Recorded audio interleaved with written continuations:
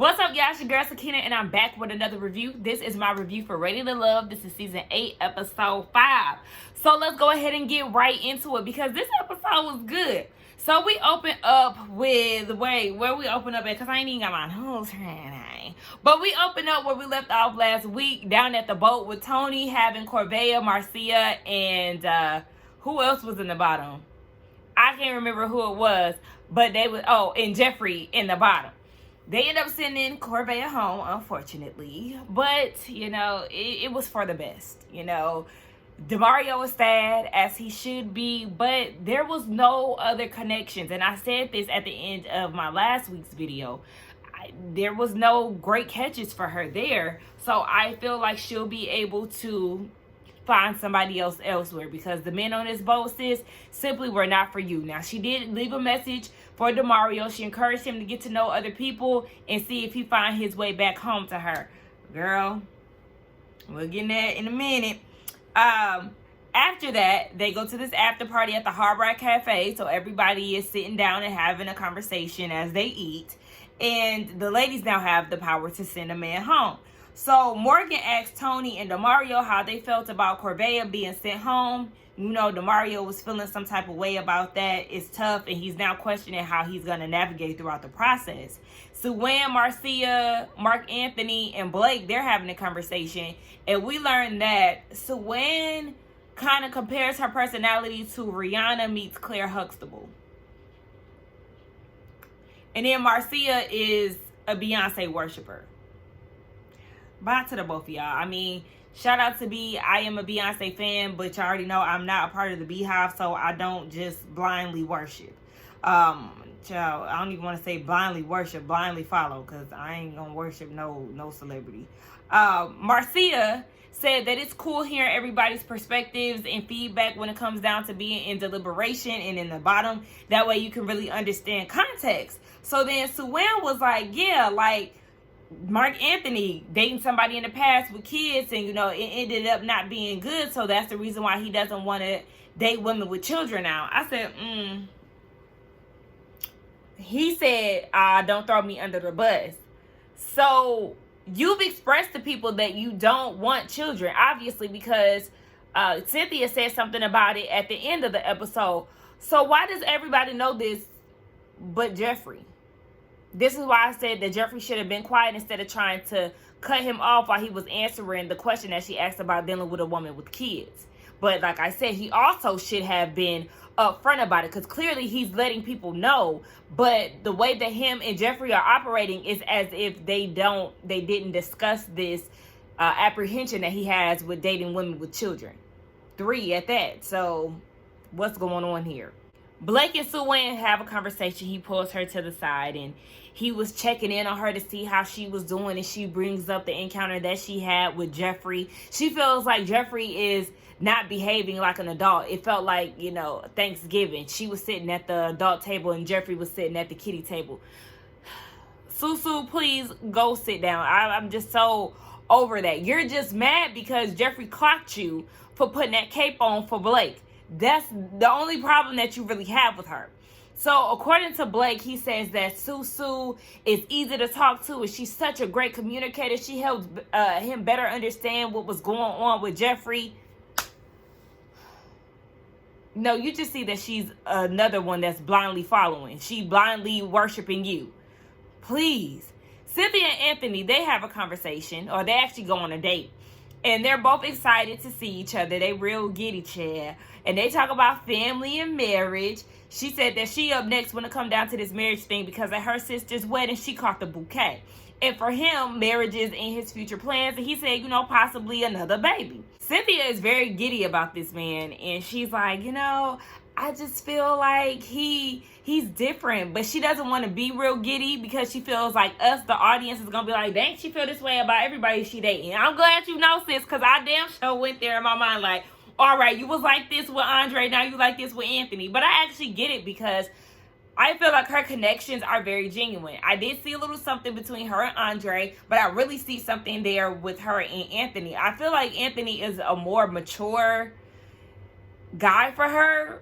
I'm not going to say that Andre was super childish, but that hairstyle was, and he was definitely like a comedic relief within the process for the little time that he was here, child. So I do see a more perfect fit between her and Anthony. And then she said at the end of the episode that they both Haitian. I said, okay, so y'all both get each other culturally as well. I like that. Jeffrey and Demario, they go on a date. They have not talked since the boat.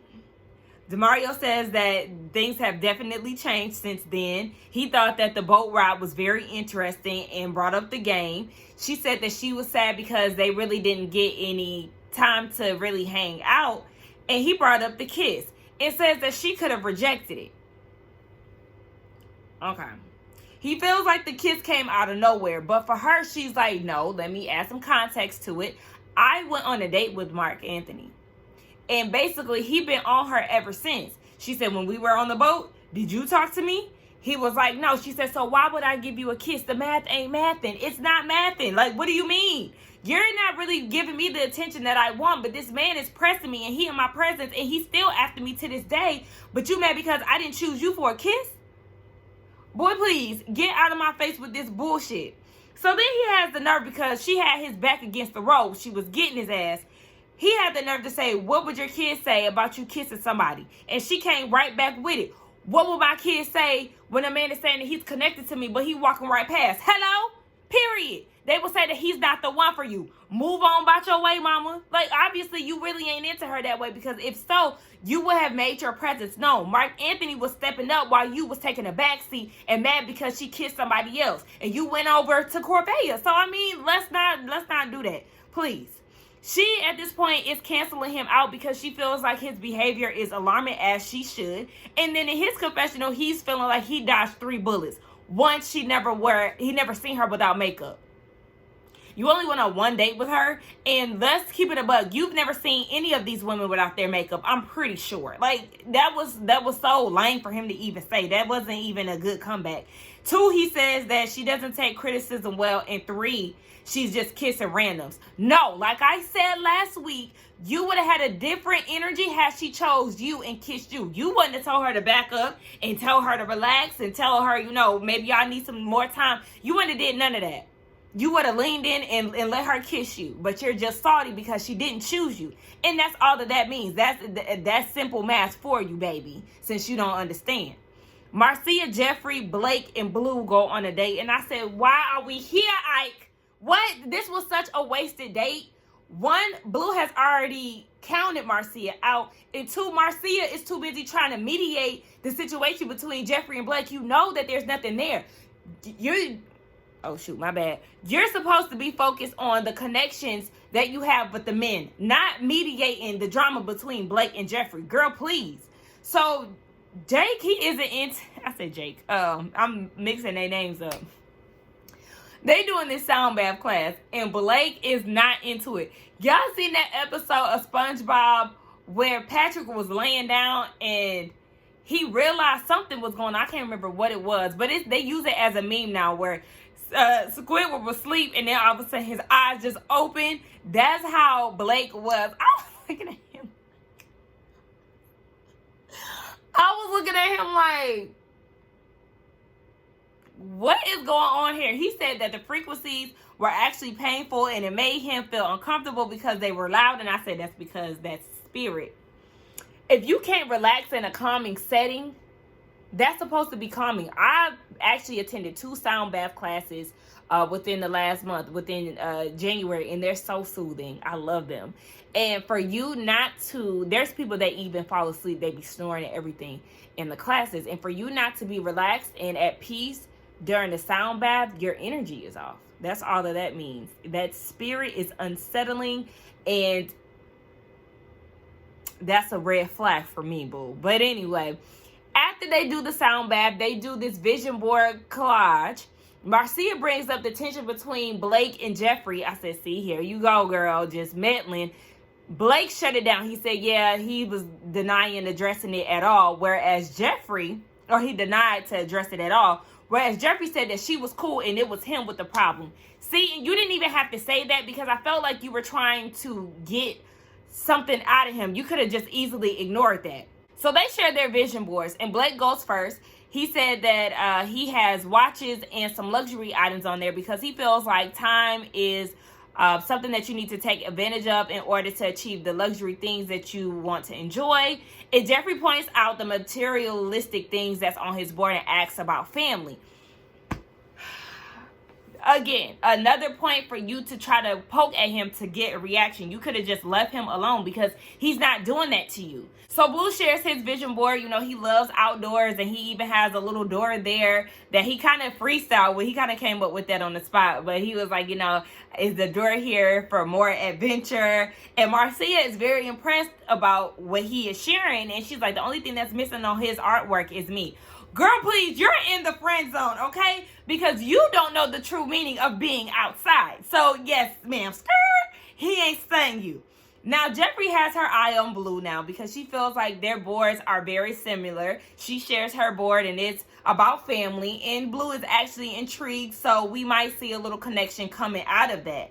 Marcia brings up at the end of it how Blake and Jeffrey are able to move past their issues. Yet again, girl, please stay out of it. And here comes Jeffrey. You know, people have the right to choose who they want to deal with. People have to move on. And I feel like you need to move on from this because he's not doing anything to try to get a rise out of you, yet you keep doing and saying little things. It's really making me feel like, yeah, you are drama-filled because you could have just easily ignored him and acted as if he wasn't there the same way that he was doing you, but you had to keep making all these subliminals to try to see if he was going to bite. Morgan and Tony, they go on a date. Morgan is open to be a partner. She don't want to be no baby mama. She said she could have been there, done that, but she don't want to be like that. She wants a man, and she really lets him know that I'm into Lyndon as well. So I'm going to need you to know that, baby, I have options. And Tony is tired of being alone, so now he's ready to love. You know, he got his kids, he got everything he wants, and now he wants love. And he asks Morgan, how does she know she's ready to love? She said because she's happy. She's really happy where she is in her life. And now, you know, she's ready to be in a relationship. So they share a kiss. And he says that now this is complicating things with his connection between Jonique, which I don't think he really has a connection with her, and the connection that he has with Marcia. But, you know, Morgan is there and she's smitten by him. So we'll just see. I feel like Tony put that kiss there because she already said that Lyndon is one of the most attractive people in the cast. And then she let him know again that he is still on my radar in this date. So he planted that little kiss to try to, you know, keep her where she at. Jonique and Blake go on a date. Child, another wasted opportunity. I did not understand why they decided to go on a date or why Jonique decided to go on a date. Let her tell it. She likes the fact that he thinks before he speaks. She was attracted to it. He ain't attracted to Blake at all. So Blake is like, you know, this is your date. You have the floor. And as soon as he said that, I said, I'm sorry, are we having a conversation or is this just a one-sided thing? I didn't like that. So then she was like, okay, you know, how are things going within this process? You know, where are you in this journey? He's like, well, since you gave me a generic response or a generic question, I'm going to give you a generic response. And that's when I would have packed up. You know what? Check, please, because we're not going to do this. I already see right now that this date is going left, but she was trying to be optimistic and she's going with the flow. I just didn't understand how you wanted her to ask questions, but then you had a problem with her question. So she asked what he does for a living. He does security. And by the way, I did watch Color Me Pink's video about Blake and his ex blasting him, saying that yes, he did work, or he does work in the security field. He's very controlling. He's put his hands on her, not in necessarily like a domestic violence thing, but you know, he done strong armed her a few times, like, you know, he would in his profession being a security guard, and all these things that we already see on this show, she basically confirmed. So yes, Susu, go ahead and be a foo-foo all you want. So he finally asked her a question about, you know, what she does in her free time, but ultimately this was a waste of time. He said that the age gap is too big. I mean, even outside of that, the chemistry just wasn't there. He's not into her, and she really don't give a damn because she ain't into him either. She picked up on that energy. So we get down to Tommy's lounge. And I realized that Jonique is very pretty. When she put, I never thought she was an ugly woman. Oh, something is in my eye. But when she put that bun in her head, it just really brought out her facial features. Like, she's gorgeous. They start talking about who they're interested in. Pretty much all the ladies that went on dates were interested in who they went on dates with. But, you know, we didn't see a lot of Mercedes in this episode outside of the lounge. She didn't go on a date, so maybe she had a flight to attend to or something. But Mercedes did say that she's into Mark Anthony and Anthony. I said, where Anthony that came from? I mean, obviously he been real busy behind the scenes because there's like 3 women that have him on their list. Okay, we don't see much of him, but he working backstage now. So they talk about who they're not interested in. Suwan is not interested in DeMario. Mercedes agrees. And then Jeffrey tells them about, you know, the date that they had and him questioning her kid, what her kids would think because she kissed a man on TV and all this BS. So then Suwan chimes in and she was like, because after he said all of that on the date, he actually texted her a few days later asking if they could, you know, rekindle because there was a connection there. He sees something there between them still. Like, boy, bye. But Suwan chimes in and was like, I mean, but you said that last week. Yeah, she said that last week until he tried it. And guess what? Her feelings changed. She don't want to deal with him no more. Like, it's simple. Suwan just always wants to insert herself and put that cape on for these men. So then Jeffrey was like, you know, you seem to be an advocate for the men. Especially the ones that, you know, I date. I peep that you've been watching me. When it comes down to that, do you have any other questions? And then her confessional shit was like, you know, this is advocate Suwan. Baby, she put that cape on. She got that attorney suit ready. Exactly. Because it's like, why are you so concerned? And why are you such an advocate for these men? Like, it's so annoying. But Jeffrey be on Suwan's ass and I be here for it. Like, Jeffrey is starting to get on my nerves a little bit with some of her behaviors because I didn't like the way that she was handling Blake. Like, she could have easily just paid him dust. But she be on Suwan's ass and I be living for it. So then in her confessional, Suwan admits to being an advocate but says that Jeffrey is obsessed. With what? Well, I mean, she was kind of doing a lot with Blake on that date, but obsessed? Nah. You're the one that's coming at her and inserting yourself in what she has going on. So, okay. So, in her confessional, Suwan says that some people handle rejection and grace with class and others handle it other ways. But I'm like, Suwan, you think that you better than Jeffrey. That's what it really comes down to. And I actually don't like that she has this snooty attitude when it comes down to it because you simply can't handle Jeffrey. You think that you're doing something with you chiming in on certain stuff, but you're mad because she clocks you every time and she gets right back with you. That's the issue that you have with her. And it's like, be clear, Jeffrey did not get rejected by Blake. She rejected him. She doesn't want to deal with him. Be very clear on that. Anyway, Morgan is not interested in Blake or DeMario. Jonique is not interested in Blake. They all are like, yeah, there's something up with that man, and he's just simply not it. Cynthia is not into Mark Anthony because he doesn't want kids. Hello, Jeffrey. Pay attention. People are saying around you that this man does not like children. I'm going to need you to understand that. You have 3 of them. He does not want to date women with children. What does that tell you? And then Marcia seconds that, yeah, she's not into Mark Anthony. So we get down to who's in the bottom 2. We have Cynthia meeting up with Blake and Jonique meeting up with DeMario. So with Cynthia and Blake, I noticed that Blake had time for questions today. I said, because you already know what's up. You've been in the bottom long enough to know what this is about. So now all of a sudden he want to ask Cynthia questions about us and stuff. You using words like us? Boy, bye. Again, another tactic in manipulation. So she tells him that the ladies are not feeling your delivery and you need to cut that shit out. Like, it's getting out of hand. And as soon as she said it's getting out of hand, I was like, they about to give him another chance. And true enough, they did. Why is Blake still here? Like, I just don't understand it. He needs to go home next go round because there's nobody else that needs to go home as soon as he does. He should have been gone a long time ago, but Susu, she's gonna swoop in every time. So with DeMario and Jonique, basically he ain't ready to love, and it's because he wasn't open enough. He needed to go home. If it wasn't Blake, Blake really should have went home this week. But DeMario, I really would have wanted him to go home next because of the way that he tried to down talk Jeffrey. I did not like that, and It was a red flag. It was very alarming. Blake is a red flag. I don't understand why he's still around, but you know, whatever. Susu is working overtime because she got that bracelet, so she feels even more obligated to do what she has to do.